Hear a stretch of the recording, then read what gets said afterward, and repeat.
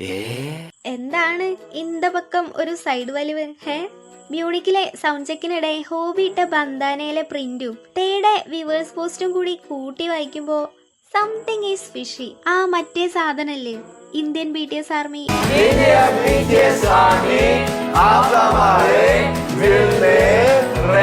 അന്ന് ആ ഇന്റർവ്യൂലെ ഈ ഒരു പോർഷൻ റിപ്പീറ്റ് അടിച്ച് എത്ര തവണ കണ്ടുന്ന് ഒരു കയ്യും കണക്കൂല. അവസാനായിട്ട് വി ലൈവില് സി യു നെക്സ്റ്റ് ഇയർ എന്നൊക്കെ പറഞ്ഞ് കൊതിപ്പിച്ചിരുന്നു.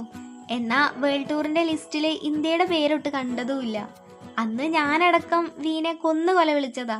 ഇപ്പതേ പുള്ളിക്ക് ഇന്ത്യയിലോട്ട് വരണം എന്നൊരാഗ്രഹം. അല്ല, ഈ ഏലിയനെ വിശ്വസിക്കാനും പറ്റില്ല. പറയുന്നതൊന്നും ചെയ്യുന്നത് മറ്റൊന്നുമായിരിക്കും. എന്തായാലും അങ്ങനെ ഒരാഗ്രഹം തോന്നിയ സ്ഥിതിക്ക് ഇങ്ങ് പോര്. അണക്ക് ബിരിയാണിയോ മന്തിയോ എന്താന്ന് വെച്ചാ ഞങ്ങൾ ഉണ്ടാക്കി തരാന്നേ.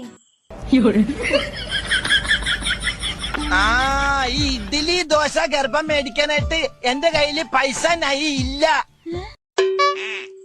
BTSന്റെ കംബാക്കിന് ശേഷമുള്ള GQന്റെ ഇന്റർവ്യൂല് പറഞ്ഞ പോലെ ഹോബിയും വിയും JKയും ഇപ്പോ ഫുൾ ടൈം ഇൻസ്റ്റയിലും ടിക്ടോക്കിലായിട്ട് ബിസിയാണ്.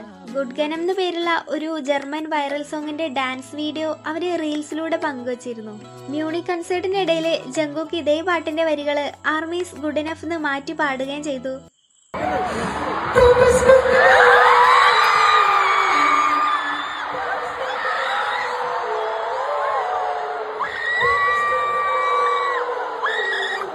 അതേപോലെ തന്നെ ഇൻടു ദ സണ്ണിലെ JKയുടെ പോർഷനിലെ JK ആ ഒരു പെർട്ടിക്കുലർ ലൈൻ കൺസേർട്ട് പ്ലേസ് വെച്ച് ഓരോ തവണയും മാറ്റി പാടുന്നുണ്ട്. ഈ ചെറുതിന്റെ കയ്യിൽ എന്തോരം ഐഡിയകളാണ് സ്റ്റോക്കുള്ളത്. പിന്നെ കുറച്ച് ആശ്വാസകരമായിട്ടുള്ള ഒരു കാര്യം എന്തായിരുന്നു എന്ന് വെച്ചാ ഈ ഡാൻസ് ചലഞ്ച് അവര് പല പല സ്ഥലങ്ങളിൽ വെച്ചാണ് ഷൂട്ട് ചെയ്തത്. എന്നാ ഈ വീഡിയോ മെമ്പേഴ്സ് ഒഫീഷ്യലായി പോസ്റ്റ് ചെയ്യുന്നത് വരെ ഇത് ഷൂട്ട് ചെയ്യുന്നത് കണ്ടു നിന്ന ഒരാൾ പോലും ഇതിന്റെ BTS ക്ലിപ്സ് ഷെയർ ചെയ്തിരുന്നില്ല. സാധാരണയായി ഇത്തരം സാഹചര്യങ്ങളില് മെമ്പേഴ്സിനെ പൊതുസ്ഥലങ്ങളിൽ വെച്ച് കണ്ടാൽ ആളുകൾ ആ ദൃശ്യങ്ങൾ ഉടൻ തന്നെ സോഷ്യൽ മീഡിയയിൽ ഷെയർ ചെയ്ത് വൈറലാക്കാൻ ശ്രമിക്കാറുണ്ട്. എന്നാൽ ഈ തവണ അവര് കാണിച്ച മാന്യതയെ അഭിനന്ദിച്ചേ മതിയാകൂ. ഇങ്ങനൊരു മൂവ് പബ്ലിക്കിൽ നിന്നുണ്ടായതിന്റെ കാരണം പ്രത്യേകം ഇനി വിശദീകരിക്കേണ്ട ആവശ്യമില്ലല്ലോ. നിലവിൽ കൺസേർട്ട് നടക്കുന്നത് പാരീസിലാണ്. ജൂലൈ 17-ന് പാരീസിലെ സ്റ്റേഡ് ഡി ഫ്രാൻസ് സ്റ്റേഡിയത്തിൽ വെച്ച് നടന്ന ഡേ 1 കൺസേർട്ടിൽ ഫ്രഞ്ച് പ്രസിഡന്റ് ഇമ്മാനുവൽ മാക്രോണും ഫസ്റ്റ് ലേഡി ബ്രിജിറ്റ് മാക്രോണും നേരിട്ടെത്തിയത് വലിയ പ്രാധാന്യം അർഹിക്കുന്ന ഒന്നാണ്. ഒരു സാധാരണ BTS ആരാധകനെ പോലെ ആർമി ബോംബുമായി വന്നാണ് അവർ കൺസേർട്ട് ആസ്വദിച്ചതും ഗ്രൂപ്പിന് തങ്ങളുടെ പിന്തുണ അറിയിച്ചതും.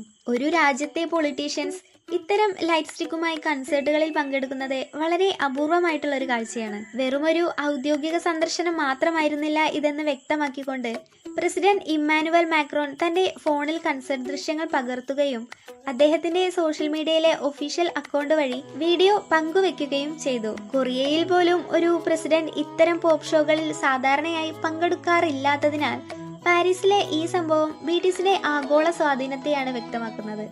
അതുപോലെ തന്നെ ഓണത്തിനിടയ്ക്ക് പുട്ടുകച്ചവടം എന്ന് പറഞ്ഞ പോലെയാണ് ഇപ്പോ ഒട്ടുമിക്ക റീൽസിന്റെയും താഴെ വരുന്ന ഈ ഒരു ക്യാപ്ഷൻ. സംഭവം വേറൊന്നുമല്ല, 2025 ഒക്ടോബർ 27-ന് നടന്ന വോഗിന്റെ വേൾഡ് ഹോളിവുഡ് ഷോയില് നമ്മുടെ വിയും പങ്കെടുത്തിരുന്നു.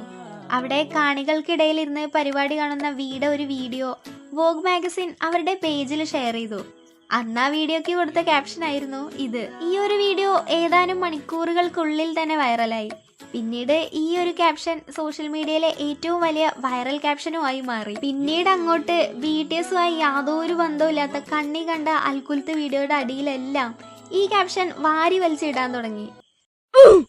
സംഭവം വോഗ് വിയുടെ സ്റ്റാർഡത്തിന് അടയാളപ്പെടുത്താൻ വേണ്ടി ഒരു ക്യാപ്ഷൻ കൊടുത്തതായിരുന്നു.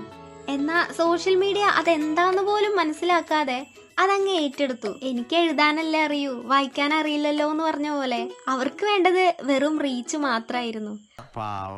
എല്ലാ കഴിവും കൂടി ദൈവം ഒരാൾക്ക് കൊടുക്കൂലല്ലോ. അത് തങ്ങൾ അത്രമേൽ വെറുക്കുന്ന ആ വ്യക്തിയുടെ പേരിലുള്ള ആഗോള അംഗീകാരമാണെന്ന് പോലും തിരിച്ചറിയാനുള്ള വിവേകം ഈ ഹേറ്റേഴ്സിന് ഇല്ലാതെ പോയി.